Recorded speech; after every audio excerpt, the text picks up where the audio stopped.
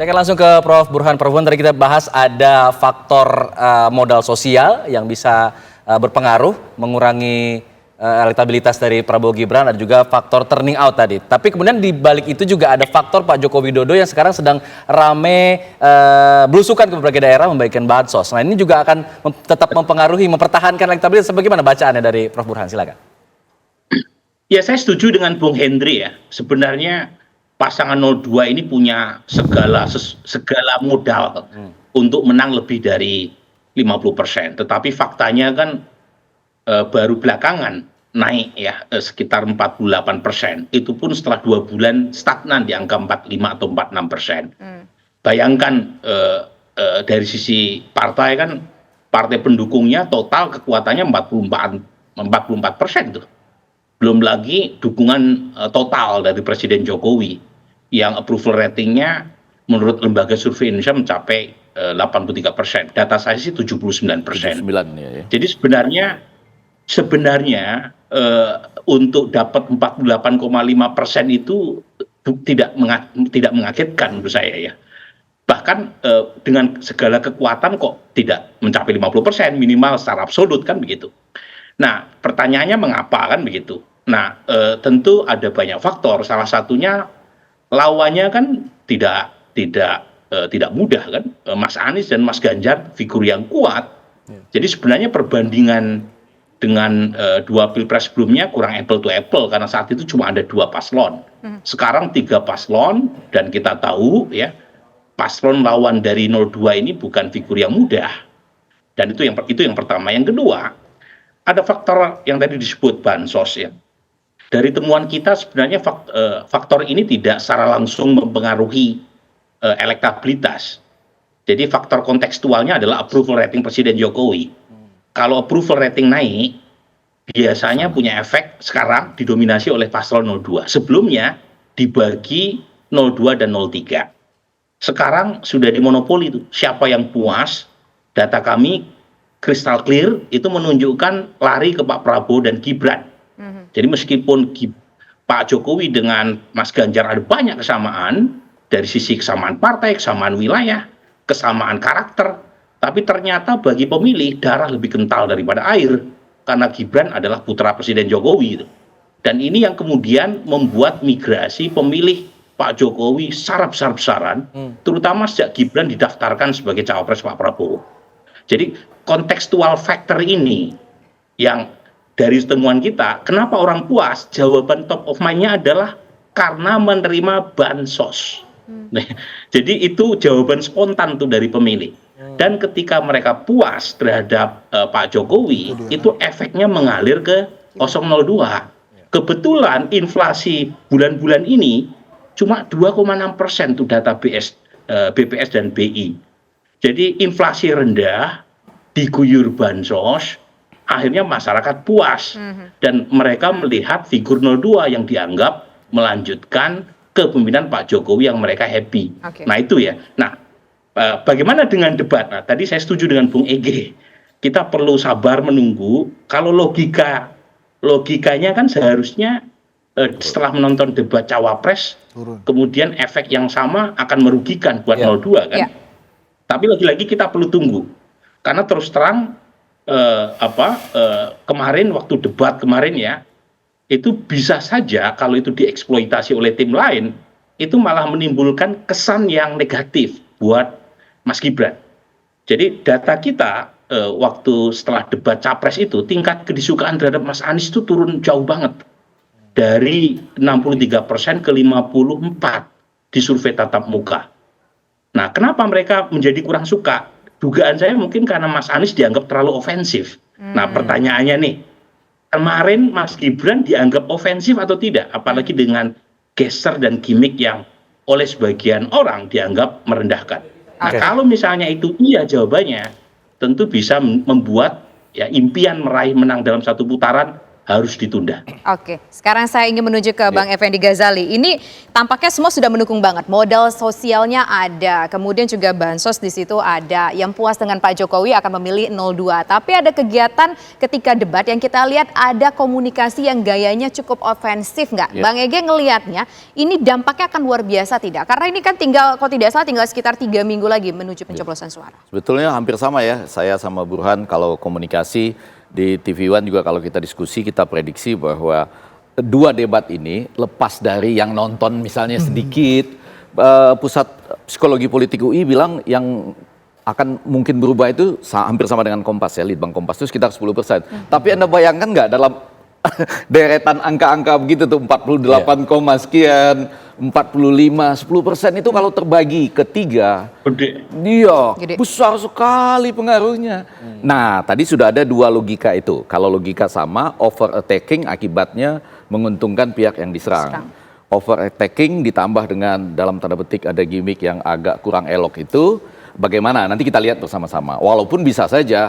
Saya tuh berkali-kali mengatakan, saya sama Henry Satrio kan hadir di lapangan. Sebelum gimmick itu, sebelum sanggah penyangga, Gibran leading. Luar biasa loh, bisa menyampaikan itu dengan luwes. Tanpa catatan. Malah nyindir ya, pakai catatan ya. Nah, tapi begitu nyinggung Tom Lembong pertama masih oke. Sudah kedua dan ketiga sudah ad hominem ya. Ada urusan apa dengan Tom Lembong. Tapi balik lagi ke pertanyaan tadi, jadi menunggu akibat debat ini. Nah, saya kan mengharapkan pada waktu itu di 2 debat terakhir ini sebetulnya kedua orang ini cawapres yang bernama Gibran dan capres yang bernama Pak Prabowo itu main gemoy saja sebetulnya. Karena sudah di atas, tambah lagi dengan Pak Jokowi ini sedang banyak membagikan bansos, itu kan efek biliar. Nggak langsung, tapi kalau kepuasannya tinggi orang di bawah suka bilang gini loh. Walaupun sama-sama dalam koalisi sekarang, di zaman Pak SBY dulu nggak sebanyak ini loh. Zaman sekarang ini Pak Jokowi hebat ini. Jadi untuk menuju satu tiap minggu gitu. Jadi untuk menuju satu putaran nanti, kalau untuk bicara soal menuju satu putaran, berarti salah satu capres, cawapres harus main gemoy, terutama capresnya nanti ketika saya berharap begini, tentu saja main gemoy habis-habisan di debat bahaya juga. Tetap saja ada poin-poin yang dipertahankan. Ya makan siang sama minum susu itu kan sudah. Terus apalagi sesuai dengan topik besok itu ada kesehatan dan lain-lain ya.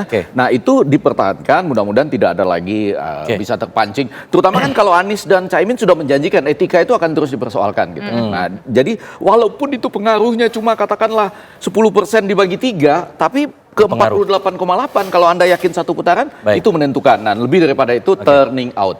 Percayalah ada masalah dengan generasi yang muda dan baru ini di hampir seluruh dunia loh. Jadi mereka ikut gemar berpolitik dengan fashion yang tertentu, tapi apakah datang itu canvassingnya menentukan sekali. Begitu Prof. Burhan ya. Kalau misalnya memang tren serang menyerang ofensif tadi berpengaruh buruk, apakah kita nanti akan melihat di debat terakhir di final ini akan justru anti klimaks atau bagaimana Bang Henry?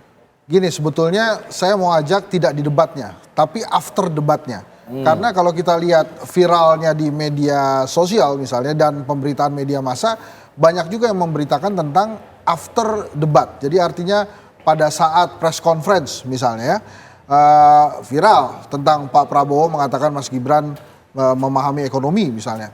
Kemudian terima kasihnya Pak Mahfud kepada Pak Jokowi misalnya, kemudian Pak Gus Imin ya mengucapkan terima kasih ke Pak Mahfud, tapi kok nggak ke Gibran. Nah justru hal-hal after ini yang justru menarik perhatian. Kalau mungkin nanti masih ada waktu, Prof. Burhan juga bisa menjelaskan bila nanti itu agak lama pengambilan datanya setelah debat misalnya, mungkin itu efek-efek after debat itu bisa masuk tuh ke dalam pemikiran masyarakat secara keseluruhan gitu ya, karena tidak bisa kita pungkiri bahwa efek after debat ini juga membuat masyarakat kembali memikirkan beberapa hal. Nah, tadi menariknya adalah tentang serang menyerang itu. Ini akan seperti apa? Saya sih membayangkan bila tiba-tiba Mas Anies kalem di debat, itu juga belum tentu. Belum tentu ya. Belum tentu bisa membuat belum tentu menguntungkan Anies. Si raja debat ya kan? Ya, betul. Dan mungkin juga kalau Mas Anies kalem di awal, Mas Ganjar juga loh, ini gimana nih? Karena saya skenarionya nunggu ya. Kan? Nah mungkin juga Pak Prabowo juga kaget juga tuh kalau Mas Anies, ya dia nggak ngapain, padahal gue udah siap-siap nih, saya udah siap-siap. Jadi hal-hal itu juga menjadi hal-hal yang ditunggu-tunggu oleh masyarakat. Misalnya kalau misalnya Anies Baswedan nyerang, dia mau nyerang apa lagi? Kalau kemudian Pak Prabowo mau defense, dia akan defense-nya seperti apa? Kemudian juga Mas Ganjar gitu ya, bagaimana serangan-serangan Mas Ganjar kepada Pak Prabowo. Nah, yang juga menarik menurut saya adalah faktor Jokowi tadi, gitu ya. Apakah kalau kemudian ya, misalnya nih Prof ya, di ujung-ujung masa kampanye tidak juga menembus 50% persatu, pertanyaannya akankah Pak Jokowi cuti untuk mengkampanyekan Prabowo Gibran? Dia punya hak untuk itu. Ya, Bisa ya begitu ya? kalaupun kemudian Dia punya hak cuti, untuk itu. ya efeknya gimana? Apakah efeknya membantu Gibran atau justru menurunkan Gibran? Tapi Gitu pada kira-kira. saat yang sama, saya sedikit lah, 2 kalimat, Prof. Burhanuddin, itu juga harus mulai memperhatikan naiknya modal sosial dari bergabungnya slang di beberapa itu dia tadi. daerah di Indonesia. Itu penting sekali loh. Di mana rakyat itu mulai berjoget bersama dalam hajatan rakyat. Itu sesuatu modal sosial yang perlu diperhatikan. Oke, terakhir silakan Mas Burhan. Iya, memang ada banyak perkembangan mutakhir, terutama pasca debat tanggal 7 Januari. Pertama adalah efek debat Cawapres, termasuk juga mobilisasi yang makin intensif dari pendukung Mas Anies, dari pendukung Mas Ganjar, juga muncul asal bukan 02. Saya kira ini semua perlu diuji ya secara empirik ya. Dan data adalah data ya.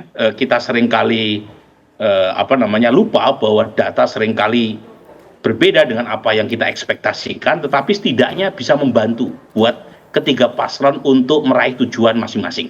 Terutama nih ya, selain turnout adalah undecided voters. Nah, data saya, mereka yang belum menentukan pilihan, tinggal 5% itu biasanya cenderung lari ke penantang. Itu data saya. Jadi 2019 misalnya. 2019 survei saya Pak Jokowi Kiai Ma'ruf itu 54,5%. Hasil akhir 55, tidak terlalu beda. Tetapi Pak Prabowo Sandi saat itu kita prediksi 40%, hasilnya 44. Jadi sebagian besar mereka yang belum menentukan pilihan di minggu-minggu terakhir lari ke penantang. Tahun 2009 ada 3 paslon, Pak SB Budiono, Pak Ibu Megawati Prabowo, dan JK Wiranto. Uniknya 7% mereka yang belum menentukan pilihan, sebagian besar lari ke Megawati Prabowo. Karena Mega Prabowo adalah pimpinan partai oposisi utama. Tidak lari ke Pak JK. Karena survei kita benar memprediksi Pak JK 12%. Karena Pak JK adalah wapresnya Pak SBY.